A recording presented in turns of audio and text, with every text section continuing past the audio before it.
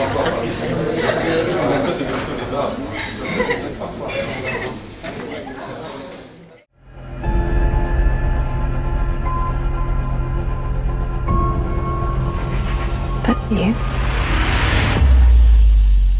you are different. Alexis Perrin, bonjour. Bonjour. Donc vous avez 3 films ici que vous avez produits, Blaze, Ouais. Vesper et Saloum. Donc 3 films très différents, à vrai dire. Tout d'abord, Vesper, ce film apocalyptique, dystopique, certains diront. Qu'est-ce qui vous marque dans la production de ce film ? L'aventure aussi de faire un film comme ça par son ambition visuelle, d'avoir jamais le budget qui va avec l'ambition des réalisateurs et de trouver les solutions, qui plus est dans un contexte de pandémie, où il fallait préparer le film au plan près, trouver les éléments pour construire les décors, les éléments pour faire les costumes, étant donné ce qui se déroulait au même moment en préparation, coordonner les plannings de tous, des acteurs. Il y avait une charge, on va dire, titanesque de travail, pas seulement pour financer le film, mais pour essayer de se rapprocher le plus près de l'ambition des réalisateurs. Donc d'essayer de leur donner le plus de moyens, j'ai envie de dire d'un point de vue technique et artistique, pour que le film, la promesse visuelle, soit à la hauteur du scénario et de tous les designs qu'on avait mis en place. Et ça, c'était passionnant et c'était un énorme challenge aussi d'arriver à nos fins sans trop de problèmes, étant donné le contexte de la pandémie. On aurait pu avoir aussi pas mal de cas Covid qui auraient été autant de bâtons dans les roues, quoi. Et voilà, un film apocalyptique, certes, mais un film qui parle d'espoir. Vous, comme producteur, justement, quelle est votre vision ? On entend souvent les producteurs, ils veulent des happy ends, ou alors c'est à la mode, on voudra peut-être quelque chose de moins happy. Vous, quelle est votre vision, justement, d'un film, on a envie de dire, qui touche les gens ? Je pense que, étant donné, encore une fois, le contexte actuel, on est tous conscients de ce qui se déroule à une échelle mondiale et au niveau de la planète. Quand on touche à un sujet qui tient de ce qui pourrait nous arriver dans 30, 40, 50 ans, malgré la noirceur de ce qu'on imagine, on a forcément envie de compenser ça avec un message fort, simple, qui peut donner de l'espoir. Donc c'est vrai que moi, sur ce point-là, il n'y avait pas vraiment l'intention, d'un point de vue production, de forcer le message ou d'être plus positif que ce qu'on aurait pu être. Mais c'est vrai qu'il fallait aussi contrebalancer, on va dire, la noirceur de l'univers. Et puis ça faisait partie de l'intrigue. C'était que, concrètement, pour les jeunes générations de nos jours, c'est ce contexte dans lequel on vit. C'est-à-dire, on connaît plus ou moins tout ce qui va se passer.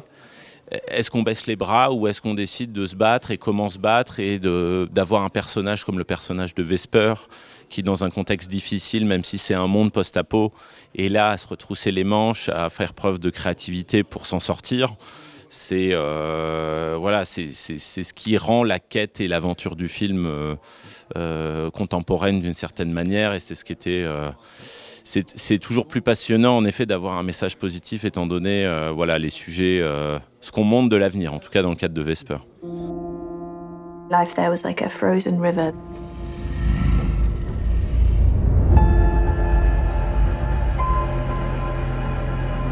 The surface was beautiful. But underneath, it's a joyless and a lonely life.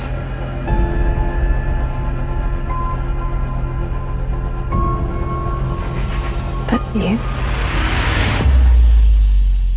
are different.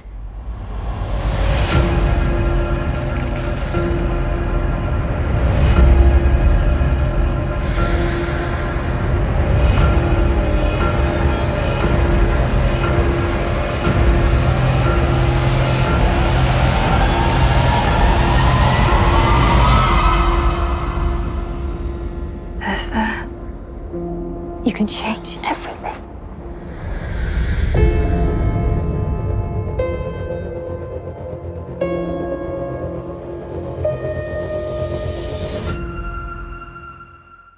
Voilà, vous êtes les réalisateurs de Vesper.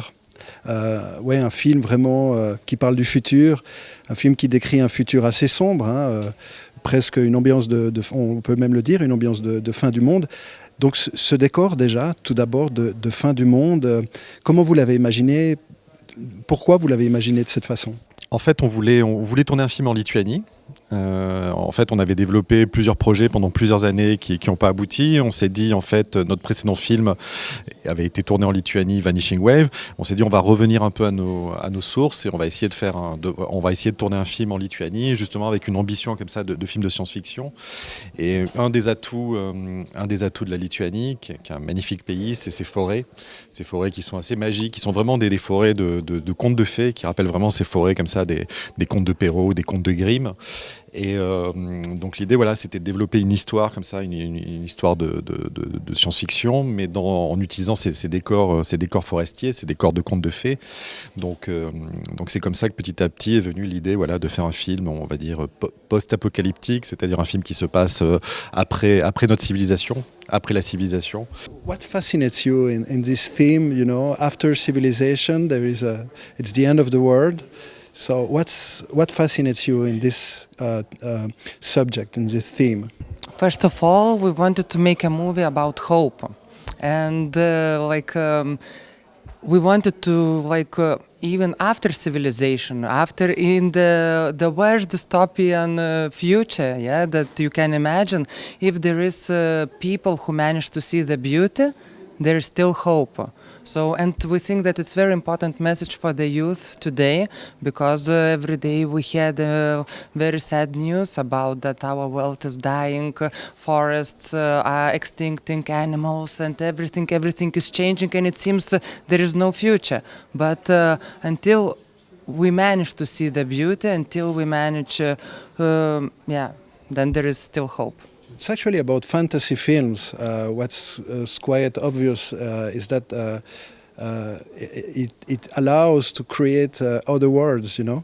It allows to create, to imagine new worlds. Tout à fait, oui. Le film, même s'il se passe dans le futur, finalement tire plus vers la fantasy, le genre de la fantasy, que le genre de la science-fiction.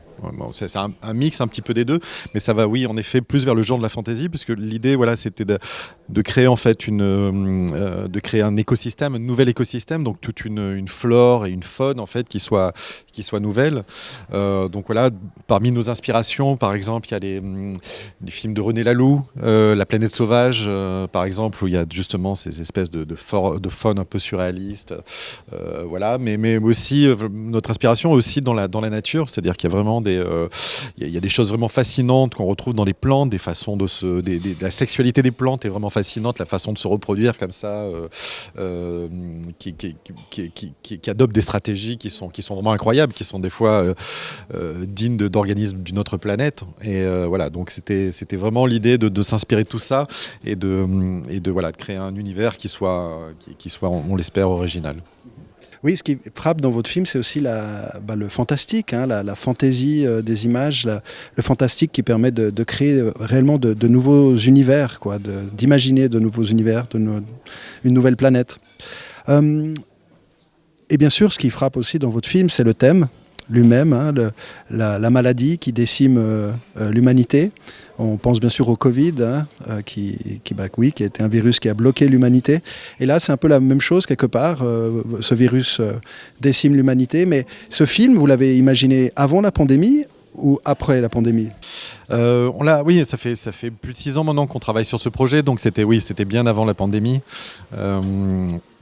On a toujours été intéressé par les biotechnologies, par ce qu'on appelle la biologie synthétique, qui est une branche comme ça des technologies qui travaille justement sur la génétique, sur l'ADN. Il y a à peu près maintenant une dizaine d'années, il y a une nouvelle technologie qui s'appelle CRISPR-Cas qui s'est développée et qui permet maintenant de rendre finalement de plus en plus facile en fait les manipulations génétiques.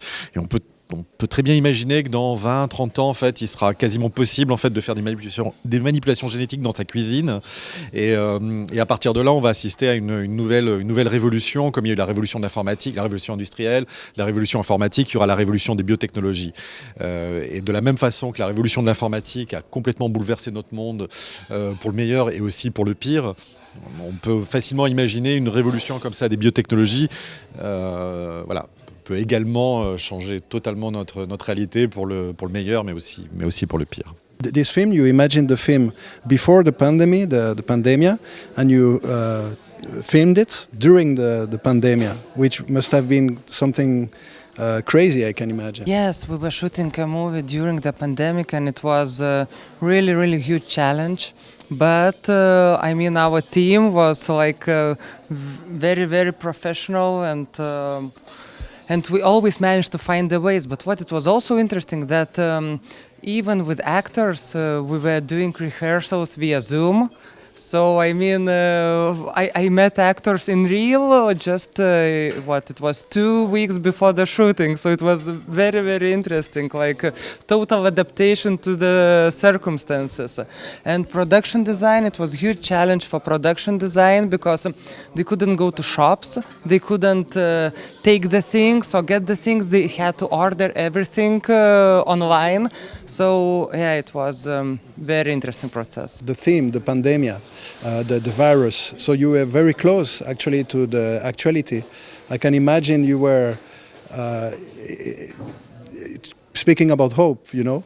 So your film was really touching a subject that concerns people, how to have hope. So, but in reality, so your film is fantasy, but actually you were almost real. I think all films, I mean, even fantasy or fairy tales or sci-fi, they bring after they find the ways in reality, in one way or in another way.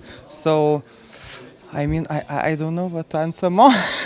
Do you have something to say about Oui, pandemic? dans toutes les fictions, et notamment dans la science-fiction, en fait, l'idée, ça parle toujours de notre monde, en fait, ça parle toujours du présent. Ça utilise des métaphores, donc ce qui permet un petit peu de pousser des fois certaines thématiques plus loin grâce à ces métaphores, mais ça parle toujours de notre présent, quoi. Votre héroïne, hein, c'est cette jeune fille, justement, c'est elle qui incarne l'espoir, elle veut s'en sortir, elle veut... comment vous avez trouvé cette idée hein, pour elle de s'en sortir enfin, elle trouve une idée particulière hein, pour s'en sortir, votre héroïne. Pouvez nous dire laquelle? On cherchait en fait, on cherchait à créer en fait une héroïne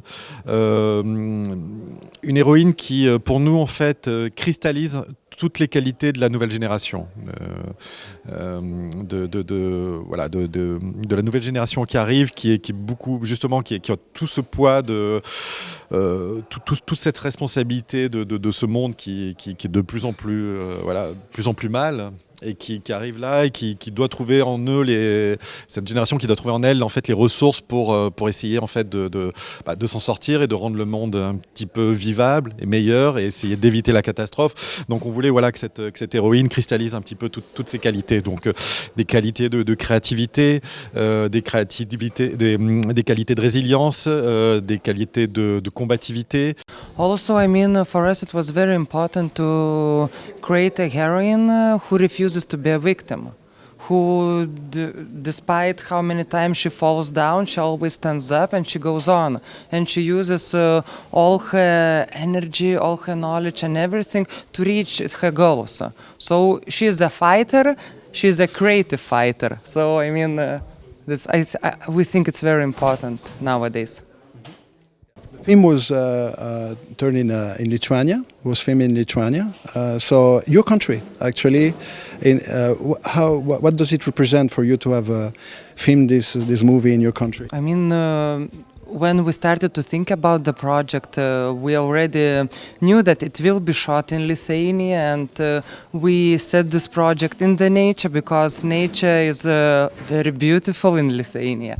And we really took a lot of time to find the right locations. And not only scouting director or like me, but it was involved all of the team. It was DOP, it was producers, it was production designers.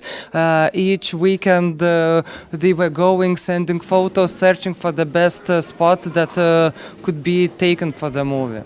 Vous, ce NIF, ce festival, hein, c'est la deuxième fois, hein, vous avez déjà gagné un Méliès ici, et vous êtes à nouveau sélectionné. Qu'est-ce que ça vous fait d'être de retour ici à Neuchâtel? On est ravis. Déjà, la ville est magnifique, toute l'organisation est fantastique et le public est juste incroyable, quoi. Quand on voit déjà, ça fait énormément plaisir de voir des gens dans une salle de cinéma. Voilà, on en avait besoin, on était en manque de ça. Et voilà, avec ces presque 3 ans de pandémie, voilà, on avait perdu un petit peu ce plaisir, ce besoin, et voilà, et de voir en fait donc ces salles pleines et surtout un public qui est très très réactif, qui est très enthousiaste. Voilà, on ne pouvait pas rêver mieux, quoi. Dernier mot, donc pour vous, le cinéma fantastique. Ce cinéma fantastique, au fond, quelle fonction il peut remplir? It's like a very, very seductive genre, you know, because you can talk about very important, very serious topics in a metaphorical way and also to have fun. So this is attractive both for directors and for the audience. Mais je crois que c'est Jean-Pierre Jeunet qui disait voilà, ce qui est bien dans les films fantastiques, c'est que ça permet d'utiliser tous les outils de la boîte à outils. Voilà, dans le cinéma. Je trouve que c'était une belle réponse. Voilà. Donc, Je vous remercie. Merci.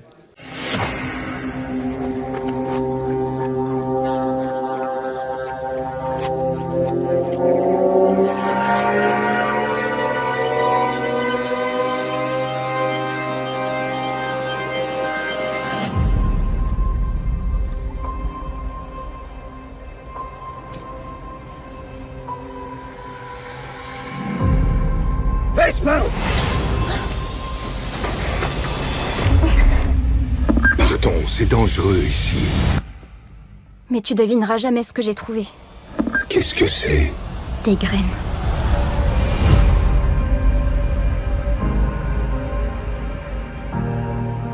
On se ressemble tellement, toi et moi, Vesper.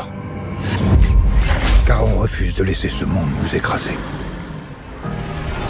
Mais ne crois pas que tu puisses changer l'ordre des choses. Je sais faire des choses. J'ai tout appris seule. Pour la citadelle, nous sommes de la vermine. La citadelle veut tout contrôler. Ils n'ouvriront pas leurs portes. Ils veulent garder pour eux toutes les ressources. Mais à cause d'eux ici, on n'a plus rien. Je dois trouver la clé pour débloquer les graines, les rendre fertiles et mettre fin à la famine. Pour toujours. Un Wind Glider. Il s'est écrasé. Je m'appelle Camélia. Vesper. Elle n'est pas notre problème. Mais elle vient de la citadelle. Elle nous y conduira. En route. Les pèlerins, les vagabonds, les bandits. Ne te fie à personne. La citadelle ne te laissera pas faire.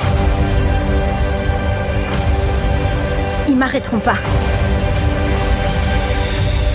Si une fleur peut changer les choses, alors moi aussi.